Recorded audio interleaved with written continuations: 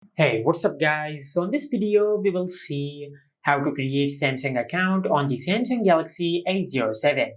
Now to do that, just open settings, then tap on sign into your Galaxy.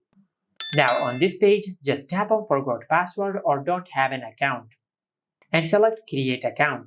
From here, just tap on I'm over 13, then select I have read and agreed to all the above and tap on agree. Now in this section, just enter your email address. After you enter your email address, now in the password section, just create a password for your Samsung account. And the password must consist of at least 8 characters and it must include a letter, a number, and a symbol. After you create your password, then tap on date of birth and enter your date of birth. After you enter your date of birth, then tap on done. Now in this section, just enter your first name and in this section, just enter your last name. And after that, just tap on create account. Over here, just enter your phone number, then tap on send.